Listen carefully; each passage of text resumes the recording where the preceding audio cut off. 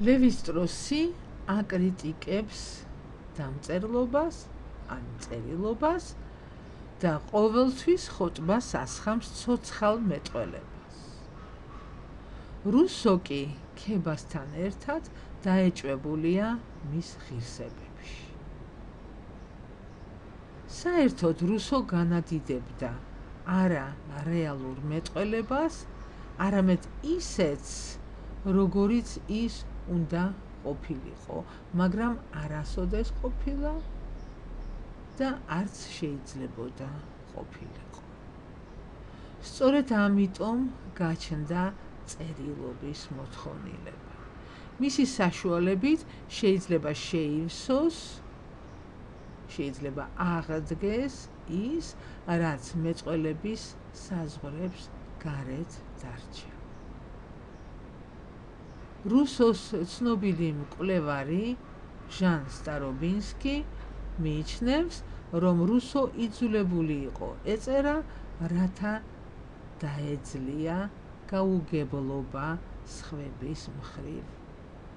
გამოეაშკარავებინა საკუთარი ღირსებები, საკუთარი იერსახე.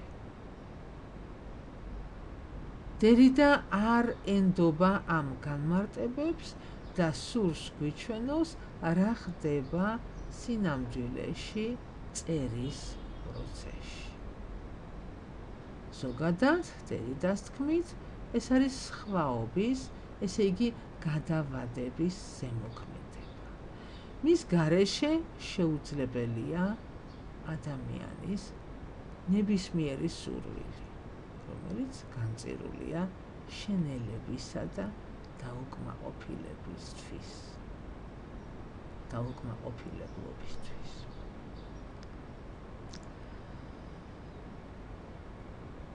კიდევ ერთი ქვეთავი დერიდას გრამატოლოგიიდან, რომელსაც ეწოდება დაბრმავებიდან შევსებისკენ.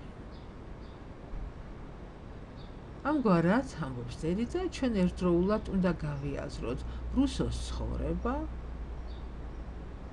დამწერლობის ან წერილობის მისეული თეორია და მისი წერილობითი პრაქტიკა. ამისთვის დერიდა ყველა რუსოსეულ ცნებას შორის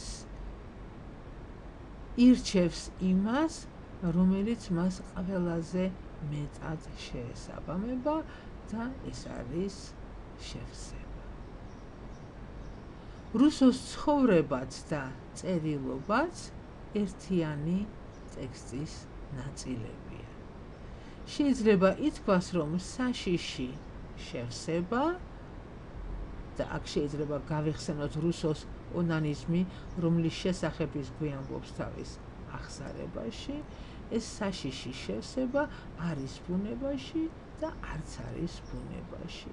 ის იჭრება ბუნებაში იმ ბზარის მეშვეობით, რომელიც არსებობს უბიწოებას და რუსო უბიწო არ არის და უმანკოებას, რუსო უმანკოა მათ შორის, ანუ უბიწოებასა და უმანკოებას შორის.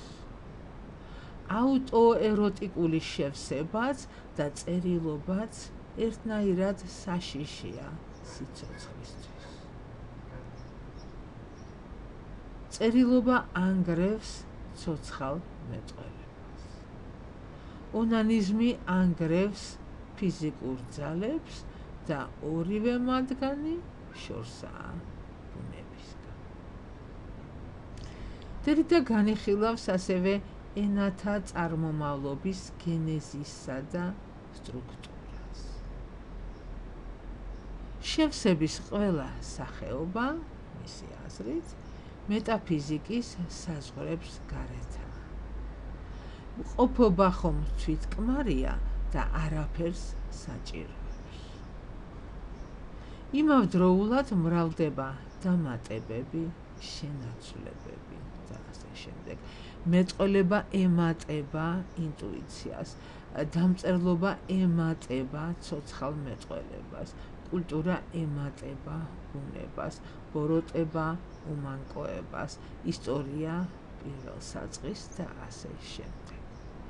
მეტაფიზიკის ან ლოგოცენტრიზმის ჩარჩოებში შესაბადობა შეუძლებელია, მაგრამ ჩვენ უნდა გადავიაზროთ ის და ყველაფერი, რაც მას უკავშირდება.